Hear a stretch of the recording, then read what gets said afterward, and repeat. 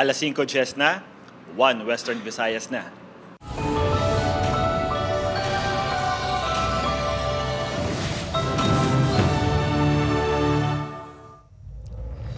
Mga balita nga aton tutukan subong nga Miyerkules, masobra 2 ka bulan matapos ginhalitan sa Bagyo Tino, pila ka residente sa Iloilo City nagahulat pa sa bulig halin sa LGU agud mapakayo ang ila balay. Masobra 1,700 ka mga pamilya nga naguban sa balay sa paglabay sa Bagyo Tino kaguwan sa Iloilo City, wala gyapon makabaton sa materyales halin sa LGU. Basura sa pila ka barangay sa Bacolod City wala pa sa gihapon makolekta sang bago nga garbage contractor. Rider patay sa pagbungguanay sang pickup kag motorsiklo sa New Lucena, Iloilo. Pagpatuman sang gun ban sa Enero 15 tubto 25 para sa Dinagyang Festival 2026, gin-request sang ICPO. Kag hinuptanan nga uwak gintaban ang kwarta sang iaamo nga mayor sang President Rojas Capiz nga aayhan.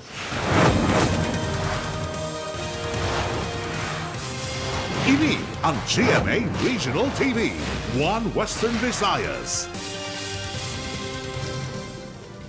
Mayong hapon Western Visayas kag Negros Occidental, malantaw kita sa live streaming sa YouTube channel sa GMA Regional TV kag Facebook page sang 1 Western Visayas. Sa nagapanguna nga balita, masobra 1,700 ka mga pamilya nga naguban sang balay sa paglabay sang Bagyo Tino kaguwan sa Iloilo City, wala sa gihapon makabaton sa materyales halin sa LGU.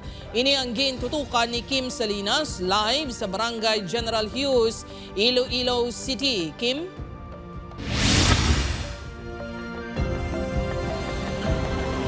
Dirt, 10,000 pesos para sa totally damaged kag 5,000 pesos para sa partially damaged.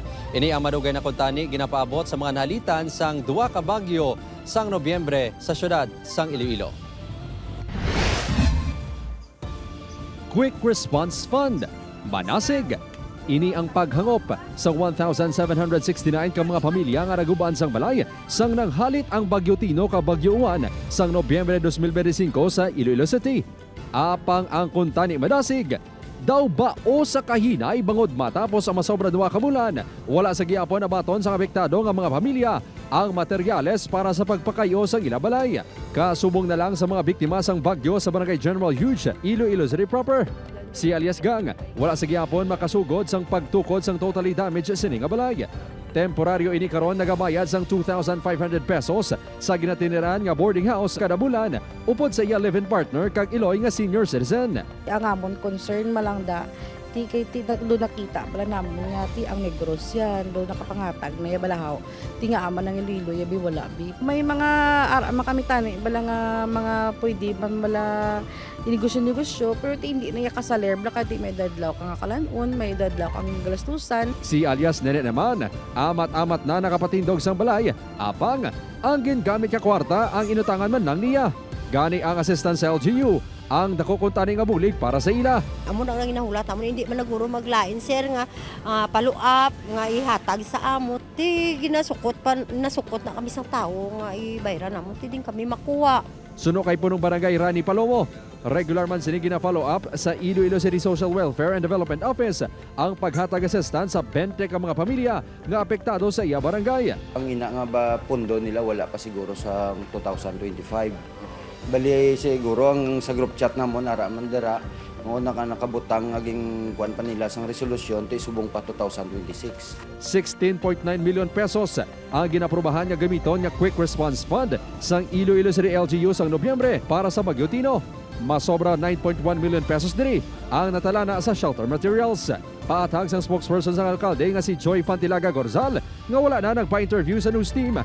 Gin-convert sa cash ang shelter materials, rason niya liwat dinig ginpa-aprobahan sa Iloilo City Council.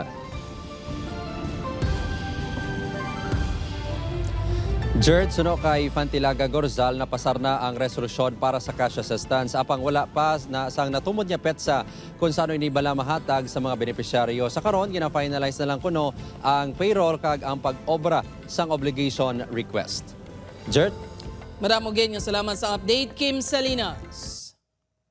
Para sa dugang nga mga balita sa Negros kag Panay, mangin kaupod ta si Adrian Prietos. Adrian?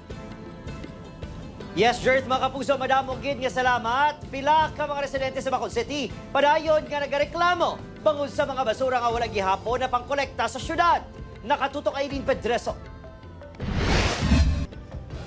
Sa sini nga video nga kuha sa motorista nga naglabay, makita nga nagatinumpok ang basura sa kilid sang dalan.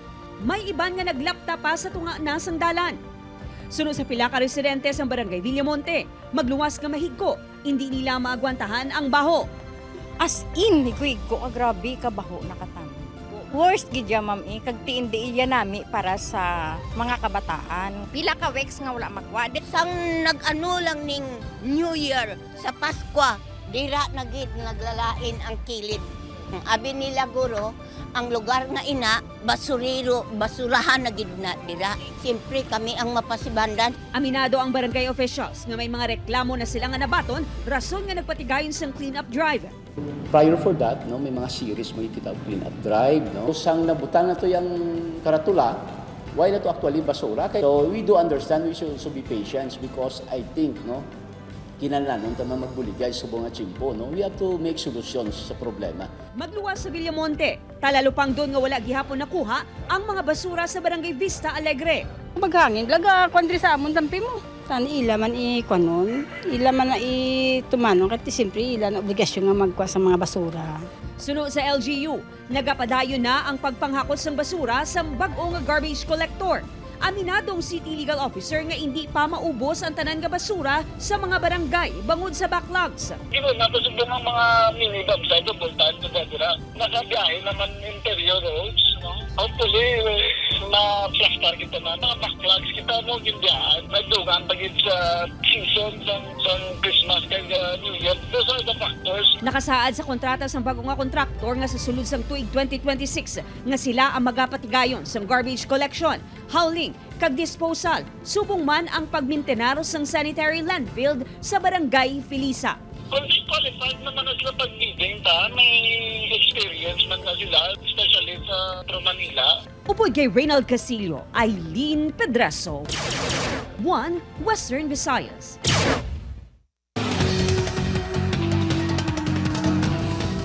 Motorsiklo kag pickup nagbungguan na sa barangay Dawis, New Lucena, rider patay. Si Julius Bilacaol nakatuto. Pila ka minutos antes magtungang gabi sa Lunes, makita ang motorsiklo nga ini nga hana magtabok sa Bangga Dawis, New Lucena, Iloilo. Halin ini sa putotan kag padulong sa direksyon sa Saraga. Apang golpe lang, nagtabok ang isa ka pickup nga nagresulta sa aksidente. Sa isa naman ka anggulo, makita ang dulo-diretso nga pagtabok sang pickup sa dalan. Bangod sa impact, nagtabok ang rider. Ang pickup naman, nagsangit sa pila ka poste sa kilid sang dalan kag nagbaliskad. Naglapaw siya. Sir. Paglapaw ya, timing man niya nalapot, ang nalapot sang motor, ang ulo sang pickup. So dito na tayo nagtabok ang driver. Ang rider sa motorsiklo, ang ginkilala kay alias Vincent, 34 anyos, ang Banwa sang Mina. Gindala pa ini sa ospital, apang gindeklarar nga napatay bangod sa mga pila sa ulo kag sa iban pangabahin sang Yalawas. Ang pick-up naman ang ginadala sang 39 anyos nga si alias Chris, nga tumandok sang Quezon Province. Upod sini sa salakyan ang Yailoy kag isa ka abyan. Padulong kuntani ang mga ini sa Katiklan, Malayaklan. Lunsay ang mga ini nag-agom sa mga kasamaran sa lawas. Apang si Chris kag ang Yailoy confined pa sa isa ka ospital sa Iloilo City. Wala niya guro man-notice nga crossing ang dalan kung siniri nga pangayaw siya. Sa bahin sa mga himata sa rider, handa ang mga ini magpaareglo. Ginahulat na lang subong nga makagawa ang Mag-Iloy para magkaistoryahanay ang magtimbang nga bahin. Pahanumdom sang kapulisan, maghalong kag magpanginlaman gid sa paglabay sa Bangga Dawis tungod ginakabing nga accident prone ang lugar. Upod kay Cirilo Rendoque, Julius Bilacaol, 1 Western Visayas.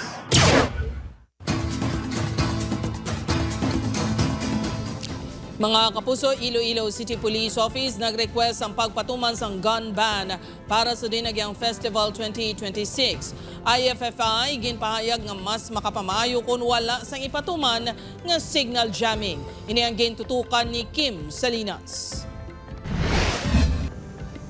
Para sa dugang nga seguridad sa Iloilo Dinagyang Festival 2026, magluwas sa request nga signal jamming sa highlights ng kahiwatan. Nag-request man ang Iloilo City Police Office sang pagpatuman sang ganban.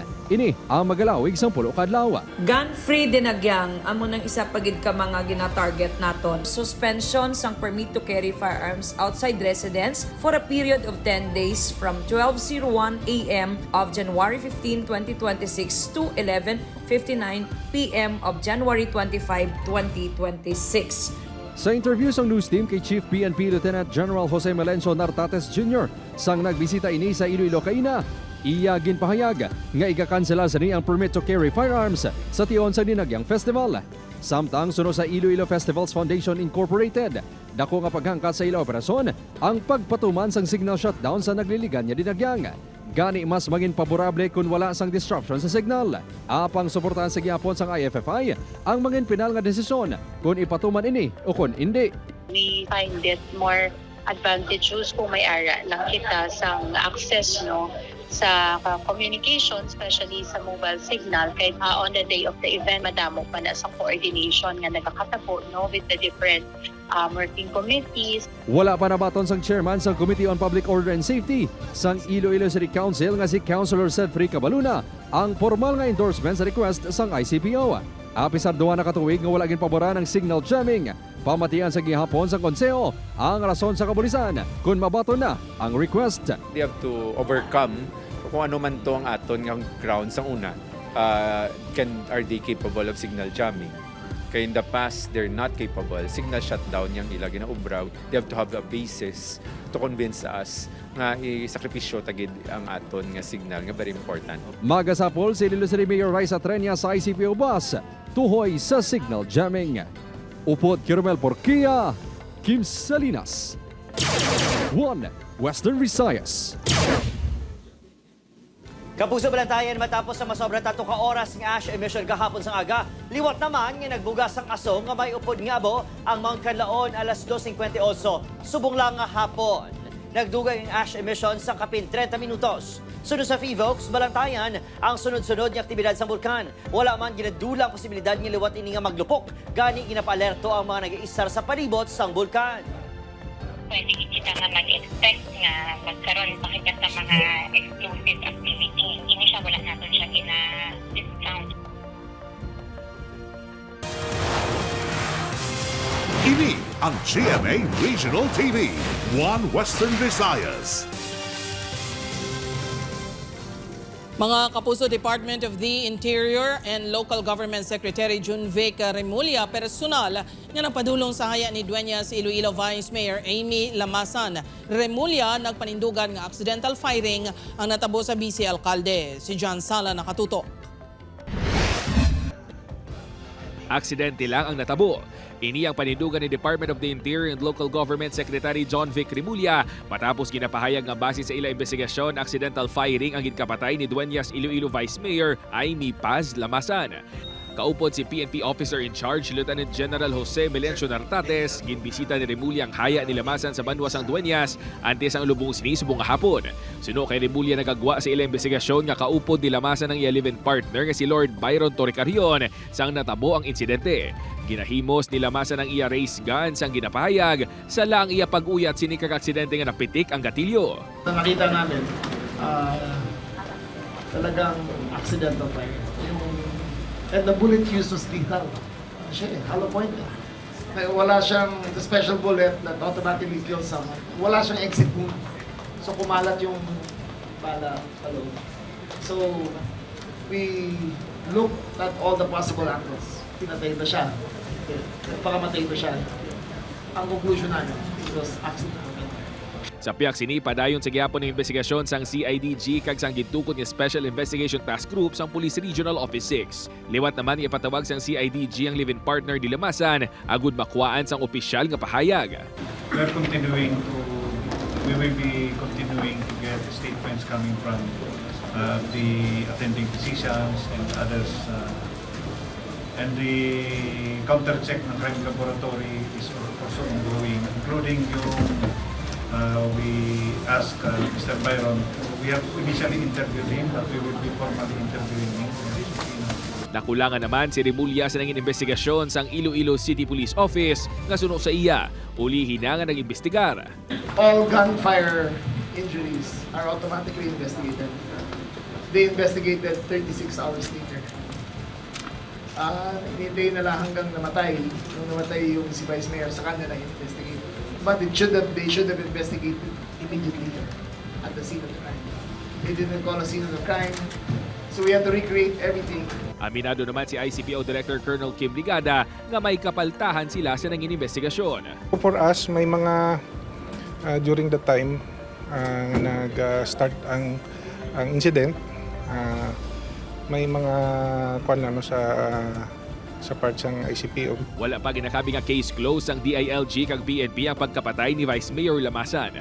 Subong nga hapon ginhiwat ang lubong sang Vice Alkalde sa Banwa sang Dueñas. Upod kay Hansi Sherto, John Sala. 1 Western Visayas. Mga establishmento naman nga nag-renew ang business permit sa Bacolod City gina-require nga magpa-install sa CCTV. Yaring balita. Pila lang sa mga rekisito sa pagkuha sa business permit kada tuig among barangay clearance, fire safety certificate kag building permit upod ang certificate of occupancy. Apang isa sa mga gina-require sa mga establishmento antes mahatagan sang building permit among pag-install sang CCTV sa Bacolod City. Subong nga tuig, mas ginpasangkad ang CCTV Ordinance No. 600 Series of 2012 kung saan mandatory na ang pagpahamtang CCTV sa mga bangko, financial institutions, non-bank financial intermediaries, lending, pawn shops, kag mga business establishments kag malls. Wala naghatag sa pahayag ang heads ng business permits and licensing divisions ng LGU apang gin-refer niya ang new SIM sa Office of the Building Official. Pag-apply nila renewal nga wala pa siya, hindi na required ta nga mag-apply. Pero once na-conduct na namon inspection, kag wala nila na-comply, gina-hold na mo ang ila business permit application. Last year, kadamo na sa amon na pa-comply. Para sa sining mga negosyante, dako nga bulig ang CCTV ilabi na nga nagadamong kaso sang pagpangawat sa syudad. If ever may mga accident or mga kawatan, may mga proof of evidence kita nga i-file against sa ila. Sansa nila, previously, may nagsulot sa amon na clinic.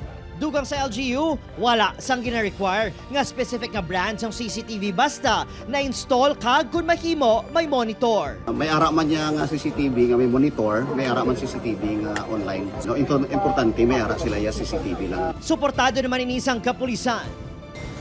It's a welcome development nga finally ang city nag-require sa mga business establishments.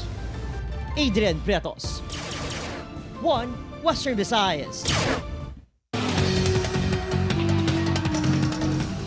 Duha ka eskwelahan sa Kalibo, Aklan gintublag sang bomb threat. Si Julius Villacaol nakatuto. Wala pa isa ka semana humalin sa nagsugod ang tuig 2026. Liwat naman nga nagpangbulabog ang pila ka mga manugsasko sa Aklan. Kahapon, asod-asod nga ginpadalan sa bomb threat ang duha ka kolehiyo sa Kalibo. Same sa nangyari, sir, doon sa previous incident namin, sir, sa isang school din na social media, sir, yung ginamit. Temporaryo nga ginsuspender ang operasyon sa mga eskwelahan kag ginpapauli ang mga estudyante. Apang sa matapos ang pagpangusisa sang Kalibo MPS kag napamatud-an nga negatibo, gintugutan man ang mga ini nga magpanumbalik sa normal nga operasyon. Panghangkat naman sa kapulisan ang pagkilala sa mga responsable sa pagpamahog. Kasi dapat kasi, sir, ni Kalibo PNP, wala siya kasi, sir, ng resources to locate this, sir, nga mga ganito. Since yung ginamit, sir, is social media accounts. Pahanumdum sa Kalibo MPS sa mga eskwelahan nga makabaton sa kasubo nga pamahog, likawan nga magpanik, kagilayon nga magpakigangot sa kapulisan. Upod kay Cirilo Rendoque, Julius Villacaol.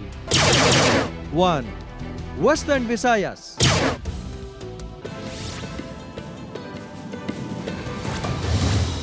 Wala na natapangan pa ang 5 katuig nga babae nga si alias Nel matapos na lumos sa swimming pool sa isa ka resort sa Barangay Poblacion, San Enrique, Negros Occidental. Nagkato ang biktima sa among nga resort upod ang iya pamilya agon magselebrar sang bagong tuig. Hinaling nga nadula sa panulukan sa Ngeloy ang menor de edad. Nabatian na lang ang singgitan sa mga nagapaligo kag nagapangayo sang tabang.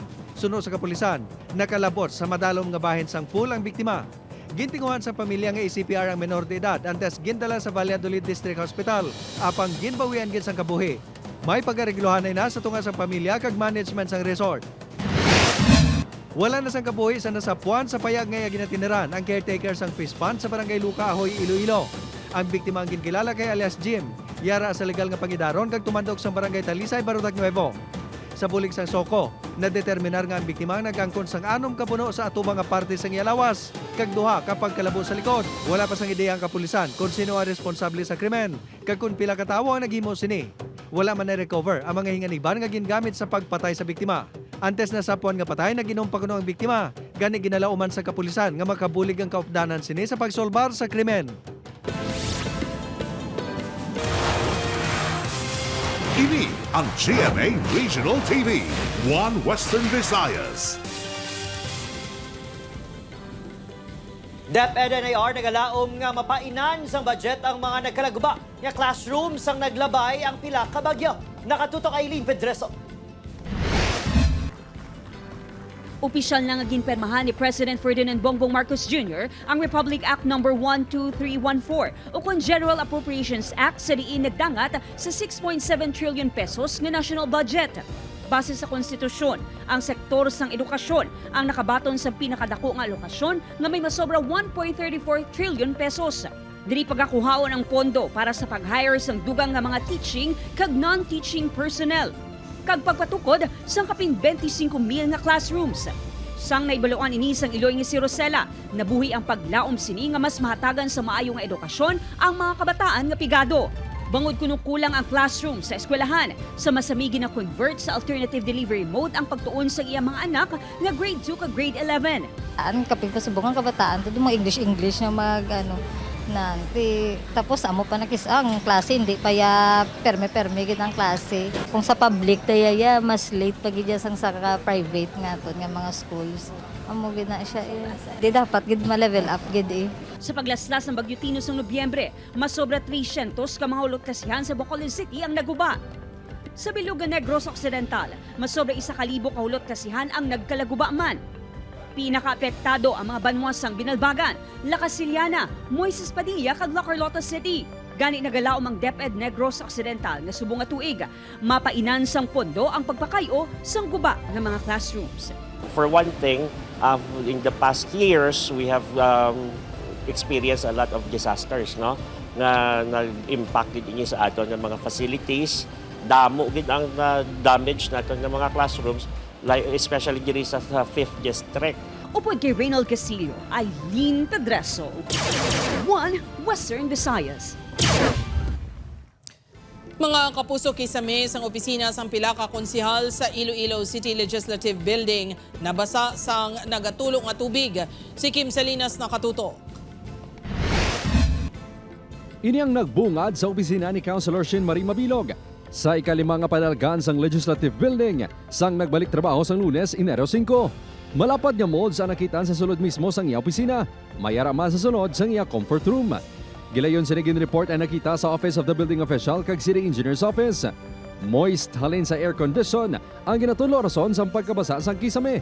Ang ginapahayag sang OBO, CEO kag kontraktor suno kay Councilor Mabilog. Apang water leakage ang pagpati sa konsehal sa natabo. Ang molds gani masakit gid siya sa tutunlan. Nabahala kita para sa akon hindi ini normal. Kay tungod nga bilog gid nga kisame ang gatulo-tulo and significant amount of water siya, which means nga damo bala. Ang mold sa kisame ang nakitaan man nga naglapad sa opisina ni Councilor Jose Maria de la Liana sa ikatatlo nga panalgan. Dapat na iatak naon kung sang gamay pa lang dapat i-report mo na. Kaya mo na gani ang barko, hindi mo na makita gid ang problema kung hindi na magdako. Suno sa spokesperson sa alkalde nga si Joy Fantilaga Gorzal nga wala na nagpa-interview sa news team. Gilayon niya kayhon sa kontraktor ang nabasa nga kisame. Apang wala pa sini masabat ang kausa sang pagmold sa kisame base sa report sang Facility Conservation Office. Magluwa sa pagkabasa sang kisame, parayon sa gihapon ang konstruksyon sang elevator sa pila ka floors. Suno kay Fantilaga Gorzal, wala pa na fully turnover sa Iloilo City LGU ang proyekto. Parayon pa ang liquidated damages sa kontraktor. Upod Caramel Porquia, Kim Salinas, One Western Visayas. Mga puso, ginispose kayo na sa ngaga ang mga illegal nga palupok nga nakumpiskar sa Bacolod City sang bagong tuig. Naglabot sa masobra 60,000 pesos ang balor sa illegal nga palupok nga ginpang-dispose. Sa record sa kapulisan, 3 ka persona ang napilasan sa palupok. Lakip ang 26 anyos nga lalaki gikan sa barangay Mansilingan, kag 26 anyos nga lalaki gikan sa barangay Tangop, pati ang 16 anyos nga lalaki nga gikan naman sa barangay 26. Mga kapuso, magapadayon ng satellite registration sa Comelec, Iloilo City para sa 2026 Barangay kag Sangguniang Kabataan eleksyon. Ini matapos nga temporaryo nga ginuntat ang pagparehistro bangod sa Christmas kag New Year's break. Buwas Enero 8, magapatigayon ng satellite registration sa ICPO para sa mga kapulisan. Enero 12, tubdob 17 naman hiwato ng registration sa pila ka barangay sa distrito San La Paz. Enero 19, tubdob 23 naman sa 5 ka barangay sa Lapuz. Kag Enero 26, tubdob 31 sa Arevalo. Sa mga adlaw sa nasambit ng mga venue lang patigayuno ng registration kag wala sa opisina sa Comelec, Iloilo City. Sa mga luyag magparehistro, magdala lang sang valid IDs kag photocopy sa mga ini. Pahanugutan man ang application for transfer kag ang mga luyag mag-change status kag correction sa mga detalye sa ila registration kag reactivation sa mga na-deactivate na. Bukas ini para sa eligible nga registrants, especially ang sa SK, 15 years old and above, and regular eligible citizens nato 18 years old and above.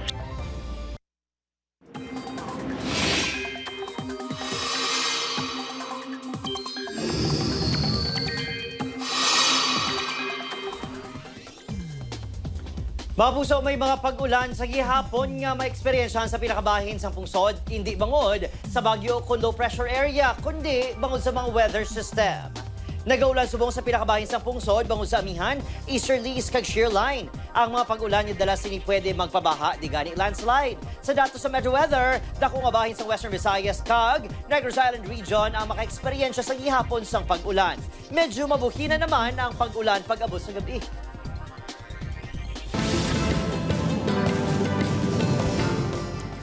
Mga kapuso, gin kahamutan kagin kalingawan sa mga netizens ang video nga ini nga ginpost ni Mayor Leste Escolin sa President Rojas Capi sa iya social media account sa Enero 3. Makitan sa video ang ining uwak nga yara sa atop sang tupad balay.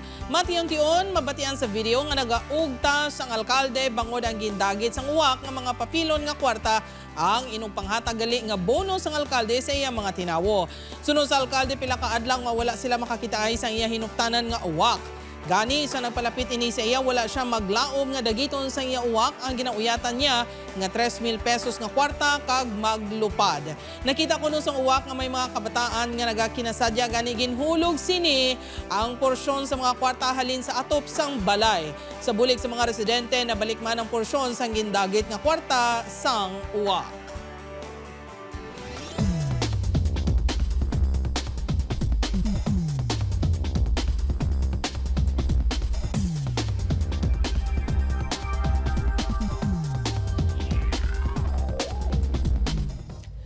Sa aton mga kapuso diri sa Western Visayas kag Negros Occidental, subong man sa aton mga kapuso abroad. Madamo gid nga salamat sa pagtutok. Mag-isa kita kag hibalo na mga balita tungod local news matters. Ako si Gertrude Charlatan, ini ang One Western Visayas, bugos nga puwersa para sa mas dako nga misyon kag mas masangkad nga pagserbisyo sa pungsod.